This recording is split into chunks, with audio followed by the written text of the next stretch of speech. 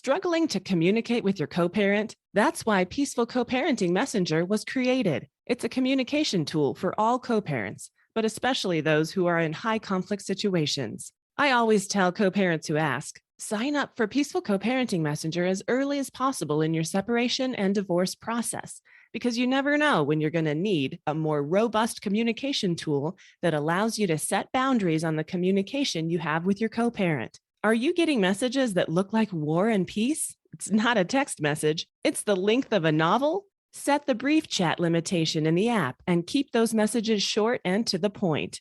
It's about the kids, right? Keep the focus there. You can also limit the number of messages you receive in a day and other nice a la carte features meant to bring sanity to your life. You deserve that, and your kids do too. Peaceful Co-Parenting Messenger in the Apple App Store and soon in the Google Play Store. Go to peacefulparentapp.com for more information. This week on Peaceful Co-Parenting Podcast. If we're seeing the other person as an object, here's just the truth. If I'm seeing the other person as an object, I am wrong because nobody's an object. Whoever it is and whatever they're doing, they have a story. They have their own reasons for what they do. They have their own feelings. They have their own goals. Something internal is motivating their behavior. So any co-parenting relationship can be improved by taking the effort to figure out the internal emotional state of the other person. Welcome to Peaceful Co-Parenting Podcast, where we discuss strategies and tips to improve your co-parenting situation, especially if it's high conflict. I'm Bianca Ballo, co-parent, mother, and entrepreneur, creator of Peaceful Co-Parenting Messenger app, and believer in turning challenging situations into something positive. This week, we're talking about seeing people as people and not as objects, and how that can transform your relationship with your co-parent. This may be easier said than done, but can be a powerful path to happiness and success in life, according to our guest today, Kimberly White, an author and public speaker who focuses on how we can improve our relationships by choosing what we focus on in others. Kimberly wrote the book, The Shift, which was released in 2018 and lays out this method. Her 9 months of research for The Shift included dozens of hours working alongside nursing home employees in offices, showers, vans, patient rooms, kitchens, and she says one very creepy basement.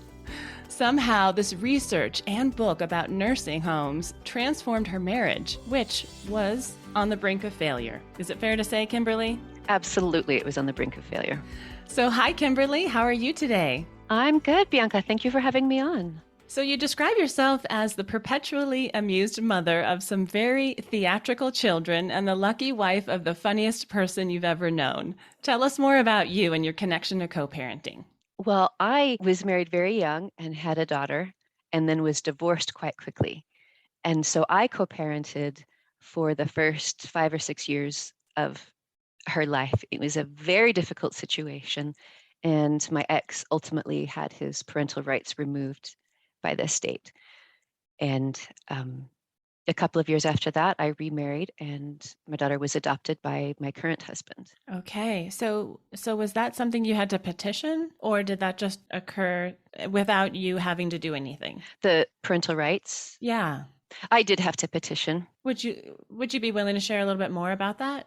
Yeah, of course. Now, this was a case where my ex, my co-parent, would occasionally be very involved and very demanding and intrusive, and then would lose interest and disappear and not contact her for months at a time. And that's really damaging for a child. It's not healthy to have a parent coming in and out of your life. And of course, whenever he came into her life, he blamed it on me, which damaged our relationship. Eventually, we reached a point where he had disappeared for so long. He hadn't reached out for any kind of contact for nearly a year. And so we petitioned the court and his parental rights were removed at that point. And we continued to allow him contact. We continued to try to do co-parenting over the course of her life and was never very successful. But he is still in her life on occasion. She's grown up now. They're still in contact. This is not a relationship that ever ends. So even though I don't have to deal with him anymore, and I wish we'd had more resources at the time to help it go better, but still the efforts I made to make the co-parenting happen and to make that relationship at least occasionally happen is important to her now that she's an adult. Mm-hmm. How old is she now? 25. Okay. So I love that perspective because you have that co-parenting experience and it sounds like it was a difficult situation. And sometimes it can be very difficult. Yeah. So that'll be an interesting perspective for you to share as we kind of talk about your book. Your background is in philosophy and you were asked by a nursing home company to write this book. Can you tell us about it? They asked me to write a book, and the initial idea was that it would be sort of a philosophical approach. It would be, business philosophy, what kinds of processes and procedures help to create a good environment at work. And I expected it to be very academic and very philosophical. That was the plan. But I went in to this nursing home company and was trying to just meet with executives, and things kept getting pushed back. And finally, one of the executives said, you should really go visit our facilities anyway. Like, you should just have a sense of what our company does before you look at what the leadership does. So I went in to this nursing home just to follow people around and just spent the day looking at what happened and meeting people. And it was so different than I had expected. It's fair to say I was shocked by how happy the employees were. The nurses and the CNAs who were cleaning wounds and changing diapers and changing sheets and doing showers and doing all of these things that to my mind seemed gross and icky, and I never wanted to have anything to do with any of that. But when I was following the people who were doing those things, they didn't mind. In fact, they loved it. And I would ask them, come on, this is kind of gross, right? And they would say, no, I love this old man. I love this woman. These are my friends and they need help. So I'm helping them. They thought about it very differently than I had expected. So I ended up spending a lot more time in the facilities than I did with the leadership, and just learning from the nurses and seeing their relationships and seeing how they interacted with each other. And that experience gave me a whole new way of looking at people and at relationships. And as you mentioned, at the time, my relationship with my second husband was in a really bad place. He had had a business that failed, and there was a lot of conflict and tension around that issue. And we really kind of hated each other. And certainly heading toward a divorce, that situation it either had to improve or end, But when I started writing this book and spending time with these people, it gave me a new way to think about interacting with other people. The main sort of idea that I took out of it, and that's in my book, is the difference between seeing people as objects and seeing people as people. So people always look at me funny when I say this because I know people are people, right? but but we have a tendency, unfortunately, of sometimes seeing the people around us not actually as people, but kind of like objects. So for example, if you have a pen, right, it's just an object. So I may like the pen. It might be a really good functional pen that's good to look at, and it's a great pen and I enjoy it. It might be a pen that I don't like because it's always leaking, and so I'm irritated with it. But in all of my dealings with this pen, whatever they are, at no point do I ever think to myself, gee, I wonder how the pen is feeling today. I wonder what kind of trauma this pen has in its life. I wonder if it's happy being used this. No, because it's just an object. It doesn't have feelings. It doesn't have a past. It doesn't have a perspective. So I never think about those things. Well, when we have people around us, especially difficult people, and we think about the ways in which they're difficult, and we notice all the things they do that are wrong, and we deal with all the things that are frustrating and irritating about them, but we never think, what kind of traumas might have led to this behavior? What is she trying to get out of this situation? How does he feel about how I'm treating him? If we never ask those kinds of questions about the inner life and the personal experience of another human being, then we're treating them just like a pen, just dealing with how they affect me. Is it a good pen? Is it a bad pen? Is it a nice person? Is it a mean person? If that's as far as it goes, then I'm really treating that person as though they were an object instead of a real person. Real people, we do ask those questions. There are people in your life, and it's often our children, where when they're grumpy or frustrating, you think, oh, I wonder if he had a bad day at school. I wonder if she's having trouble with her friends. We're constantly thinking about what might be going on inside that person to have them reacting in certain ways. And yet other people, were just, oh, he's such a jerk. Oh, she's so annoying, without taking that step and examine and wonder about their inner life. And so, can you make the connection back to your marriage for us of how this shift, as you said, in your own experience in writing this book impacted your life and your relationship with your husband? We had this conflict because my husband had lost his business, and we had lived in Manhattan, in New York City, for 10, 11, 12 years, long time. And I loved it there. I was so happy there. And I always had fun stories and I always encountered interesting people. And I just loved being a Manhattanite. It really made me feel like I was really succeeding in my life because after, if you can make it there, you can make it anywhere. And when it didn't work out and we had to leave Manhattan, we actually ended up literally living in a barn that belonged to a friend, who had space. And it had been fixed up into an apartment, but it was a barn. And I was so unhappy. I was so resentful. I went from being a Manhattanite to literally living in a barn. And I was so angry with my husband. And while we were in Manhattan, and it was becoming clear that things were not going well and we were going to have to leave, I always had ideas about things he could do and things he could try to make it better. And I was always giving him suggestions, do this, try this, try that. Have you done this? Have you called this person? Have you asked this person? All the time. And he rarely followed my advice and it all fell apart. So I had that extra layer of a resentment that it might have gone differently if he'd listened to me. So these are the emotions that were going on. And when I was writing this book and being in the nursing homes with people who were so devoted to serving others and always kind to me.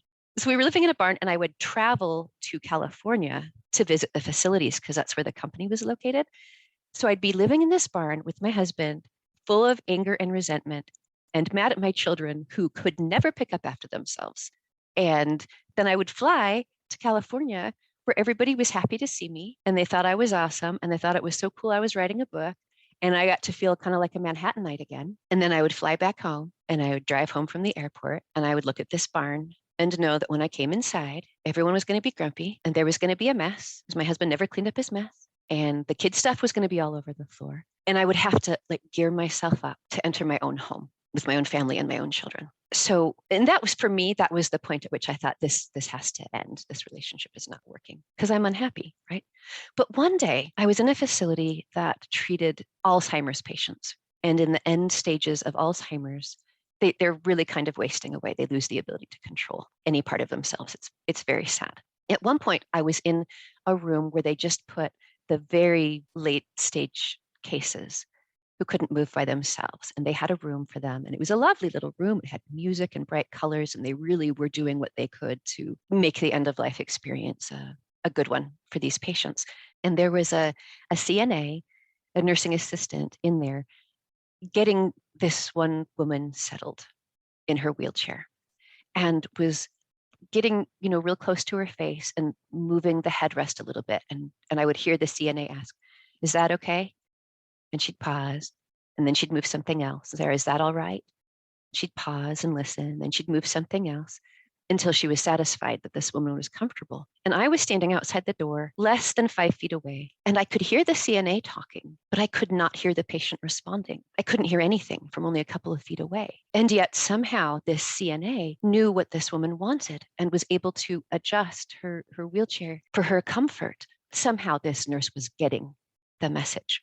And I was standing there watching her, watching how much attention she was paying to this woman, how closely she was watching her. And I just realized in that moment that there was nobody in my life that I paid that close attention to. That when I came home to my family, I wasn't seeing them. I wasn't seeing them as people. I wasn't watching closely their reactions to see how things were going. I wasn't wondering if they were happy. I wasn't wondering how they were feeling about me traveling. I wasn't wondering what the experience of having their mom gone every other week was like for my children. I wasn't wondering what it was like for my husband to be home alone with those children while I traveled and acted like a Manhattanite and got praise and feedback I had never noticed. It was this sudden realization that my very own family to me, that I was treating them like objects instead of like people. And I was so ashamed. And when I came home that time, it was different because I did start looking for the answers to those questions about what's going on inside of them. I quit with the pen thing and I came home and looked around. And one of the things I'll tell you that I noticed is when I was looking for the experience, the internal experience, the personhood of my family members, especially my husband, when I came home to that tiny little barn apartment where there were things on the floor, but I saw it differently. It was like suddenly, instead of seeing this mess that my husband hadn't picked up and that my children had made, I saw, well, that's really only a couple of things. It's like backpacks and shoes. It's not like there's food rotting on the floor or anything unsafe. It's just, it's like life. Things get put down. It was like the same situation was entirely different once I started seeing them as people and started wondering what the experience was like for them. And I started thinking and seeing more like my husband had been an independent business owner and it hadn't succeeded. And we'd moved straight on to this with me doing this book. It was like for the first time. It's been like a year. And suddenly I'm realizing he's got to have a lot of emotions about that. He must really be hurting inside. And I have never said anything supportive to him about that. One thing I've learned from doing this book, some people just are difficult and it really doesn't matter how you see them. They're just difficult. But most people behave differently when you see them and treat them as a person than when you're seeing them and treating them as an object. So in our case, in our relationship, my husband did feel awful about the failure. He felt so exposed and so upset and humiliated and just all of the feelings you can imagine. And compounding that feeling was the sense that his own wife thought he was a failure, feeling like in his home, he wasn't safe because I was so critical. And he didn't like having me home any more than I liked being home because he knew that I would come home and I wasn't going to appreciate all the things he had done while I was traveling for a week and he was home with 4 children. He knew I wasn't going to notice the things he did. He knew I was only going to notice the things he didn't do. So of course he was unfriendly. Of course he was mean, and until I was able to see past, oh, he doesn't do things and he's grumpy and he's rude to me when I come home. Like until I was able to see past that and understand that was coming from a place of great disappointment and pain, there was no way out of that conflict because to me, he was just an object. And to him, I was just an object. We were just mad at each other. But once I started seeing him differently and saying, thank you for getting this done, acknowledging that the children were alive and they were healthy and they were fed and they were going to school, that's the main thing. Whether they left their backpacks on the ground really isn't as important as whether they're healthy and surviving. Once I was able to express appreciation, then he was able to actually kind of do more and step up. He wasn't feeling oppressed by being criticized all the time. He was able to be a more effective parent. And the change was not instantaneous, but really shocking in how we were able to start treating each other. Excellent. Yeah. One of the things you said in the book, though, is that treating other people as people, you shouldn't expect them to change. It's not about them. Can you talk about that? And then I'd really like to get into kind of your take on how co-parents can learn from your shift. One of the stories I have in my book, there was this woman in a facility. Her name was Helga, and she was a very, very difficult patient. So she was in a skilled nursing facility for about 6 months. And the whole time she was there, she was mean. And I mean like racist and rude and would like pick out personal flaws in the nurses who came to deal with her and criticize them and call them names. I mean, she was absolutely the worst. And they had to treat her because there she was. And they worked really hard as a team to try to see her as a person and see where she was coming from and to be kind to her. And some of her behaviors improved a little bit, but not really. Like she continued to be an unpleasant person to deal with. So finally she went home. One of the nurses went to visit her in her home just to make sure she was safe a week or two after she'd been released. And they saw that she was living in a really tiny, cramped, dirty little apartment that had no air conditioning. And this was in the summer in one of the southern states. She couldn't like get herself to the bathroom. It was just not a safe situation. And they came back as a team and said, what are we going to do? Because she's not going to survive if we leave her in her apartment, but you know what she's like if we bring her back. And they decided that they wanted to do what was right for her. So they chose to bring her back to the facility and literally saved her life, even though she had been so mean to them. So they got her completely recovered to the point that she could walk and take care of herself safely in her home. And then she was finally released. And they have a company, a third party that would call patients that had gone home and would ask them questions about their stay. Were people kind to you? Do you feel like you got good treatment? All of that. So they called Helga. And this is after she'd been in the facility twice, and they brought her back when they didn't have to, and they literally saved her life. When the third party called and asked her about the facility, she gave them the lowest possible score on every possible measure. She had no gratitude, no appreciation. This woman did not respond. That's a thing. Some people are not going to change. It might be because they have a mental illness. It might be because they are dealing with emotional turmoil or trauma that they cannot get past. It might be that they're so afraid to treat others as people that they can't respond, they can't trust when it's being shown to them. There are all kinds of reasons. But I'll tell you something.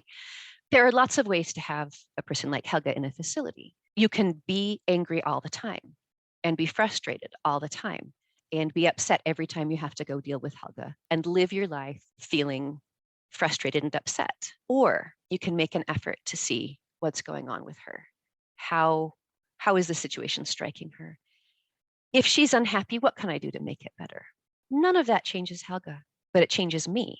I can either be frustrated and angry about the fact that I have to deal with her, or I can be accepting of the fact that this is how she is and make sure that I am within safe, healthy limits, doing what I can to solve the problems that she feels that she's encountering. And that doesn't make the relationship good. It doesn't. Like, that's still a bad relationship because she is still a difficult person. But my side of it, my end of it, can be a lot more pleasant for me. This is the thing about seeing people as people. Most of the time, people will be better if they're being treated better. Sometimes, though, they aren't. And it's still better for me as a person to be living my life in this way that's compassionate and attentive. When we're co-parenting, we have to deal with that other person. There's a child involved and you can't cut them out of your life. You can't walk away. This is a relationship that you have to have, that you have to deal with. If we're seeing the other person as an object, here's just the truth. If I'm seeing the other person as an object, I am wrong, because nobody's an object. Whoever it is and whatever they're doing, they have a story. They have their own reasons for what they do. They have their own feelings. They have their own goals. Something internal is motivating their behavior. If I'm seeing that person as an object, like they're just a jerk, he's just mean, she's just difficult, I'm going to be wrong, because that's never true of any human person, that they're just mean. It's coming from somewhere. So any co-parenting relationship can be improved by taking the effort to figure out the internal emotional state of the other person. Sometimes they'll tell you, sometimes they won't, and you have to guess. But the point is, a relationship where you see the other person the way they truly are, even if the way they truly are is something that you cannot change and that they cannot change and that isn't ever going to be pleasant, at least in that case, you're dealing with the truth. So what you're saying sounds to me like just bringing compassion into your heart. But would you say that it's more than that? I'd say The shift. Yeah, I would say that the shift can absolutely be described as bringing compassion into your heart. They're like two sides of the same coin. There's no way to think about a person's past and their goals and their pains, and their sorrows without feeling compassion for it. It's just those are two things that will happen at the same time. Yeah, in your book, you actually describe keys. There's just more specifics about how to achieve the shift. And one of them is, I guess this empathy, kind of walking in their shoes or looking through their eyes. Another one is realizing you're the problem or like I'm the problem, right? That's, I think, how you described it, is recognizing your own responsibilities, I think is also how you put it, which I think is great way to be, is like looking at yourself to see how you're a part of the issue between the two people, right? So, how can co-parents learn from your shift? I mean, you've spoken a little bit about it, but can you add a little bit more about Yeah. why co-parents should pick up your book, read it, and what you would suggest they get out of it, and how they could use it? This is not easy to say, and it's not easy to hear. But I think, especially in a co-parenting relationship, the most important thing that you can get out of the book and or from just listening to this podcast is to ask yourself, how am I a problem for this person? This is a very scary thing when we're co-parenting, because co-parenting always means you at one point had an intimate relationship with somebody and it went sour. And those emotions and those complicating feelings are very difficult to deal with. And we often are afraid that if I start thinking about how I went wrong, that means that the other person doesn't have to take responsibility for how they went wrong, or that it's me saying it's really all my fault and not his fault. And especially in abusive relationships, one partner will often try to convince the other that it's all their fault. You know, there's only one person responsible. And so this can be a very scary thing to start asking ourselves, how am I a problem? But it is necessary, because the reason that's manipulation to try to convince somebody things are all their fault is because nothing is all any one person's fault ever. Any relationship, whether it's good or bad, the responsibility for the goodness or the badness falls on both people. Sometimes, and very often, there's an imbalance. One person might be more responsible, but nobody is completely innocent. And thinking I'm innocent doesn't mean that I am. The whole time with my husband, when we were struggling, I was convinced that I was doing everything right and he was just the jerk. Right? But that wasn't true. What was true was that my assuming that he was just a jerk and treating him like an object actually made him worse because of the pressure and the criticism he was feeling. So even in a difficult relationship, the other person is a human being with feelings. And to the extent that I'm seeing that person as an object, he or she feels it and is probably a stress in their life that makes them behave worse. So in the book, the question isn't, am I doing something that's a problem for the other person? It's, how am I a problem for the other person? And this is really the heart of inviting that compassion in, because nobody listening is perfect. Let's just get that out there. It's not the case that that you didn't make a contribution. That you did, because you're not perfect. That's true of everybody. Let's get that out of the way. Don't waste any emotional energy. Was it him or was it me? No. I contributed. You contributed. There's a contribution. But we're really good at convincing ourselves we didn't make a contribution. Our brains are really good at convincing us that we're innocent. So the question is, just take a quiet moment and think to yourself, how am I a problem for my co-parent? And there will always be something. Maybe it's nothing big. Maybe it doesn't compare to the bad things that the other person is doing. And that's fine. But there will always be something. And since you have this co-parenting relationship that has to continue, and because you're setting an example for your children about relationships in the way you handle this co-parenting, you have the responsibility to figure out what that thing is you're doing that's a problem and fix it. Everyone will be better off every time you identify something that you're doing wrong and fix it. Yeah, I think that's our jobs, is to figure that out. Yeah. And again, that isn't to say it's all your fault or the other person doesn't have responsibility too, but the only person whose decisions you can change is your own. And relationships can change a lot based on the actions of one person. Mm-hmm. They can. So you can find links to Kimberly's book, The Shift, and her social media in the show notes. And speaking of social media, I'm curious about your Instagram name, mrsrongetta.mcwrong. That's actually a line from the book. In the book where I talk about sort of realizing how my relationship with my husband had gone wrong and how I was actually being a jerk too, what I say is I suddenly realized that I was wrong about everything. I was wrong about why I was unhappy. I was wrong about why my husband was behaving the way he was. I was wrong about how flawless I was in this relationship. I was Mrs. Wrongetta McWrong. And I always try to remember that I am capable of being Mrs. Wrongetta McWrong and constantly ask myself, how am I being wrong today? So tell us about your next book. I am currently working on a book about actually the brain science of this very issue. Scientists have learned a lot about our brains and how they work and how social they are. Our brains have a strong tendency to want to be in good, solid relationships. And so it's about the science behind the things that we've talked about today. This isn't just me talking. The neuroscience community also is going to back you up in taking these steps.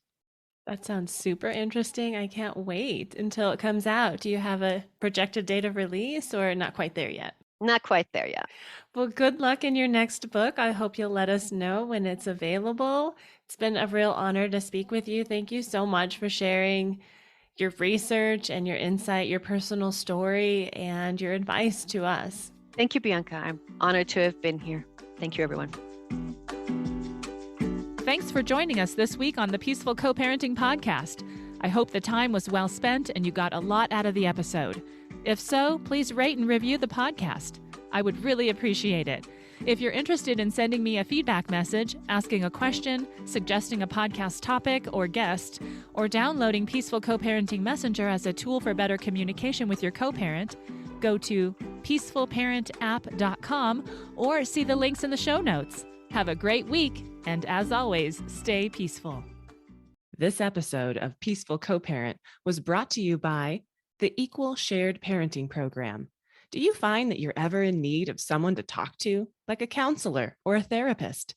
How about legal advice? If you've looked into it, you know these services can add up financially. That's why the Equal Shared Parenting Program exists, to help parents be their healthiest holistic selves. It's a membership program that offers discounted and free services like behavioral health, free tax prep and advice, and access to financial education and credit counseling, all for the low price of $29.99 a month. Learn more about the Equal Shared Parenting Program by going to equalsharedparentingbenefits.org/PCPM. The PCPM stands for Peaceful Co-Parenting Messenger. That's equalsharedparentingbenefits.org/PCPM.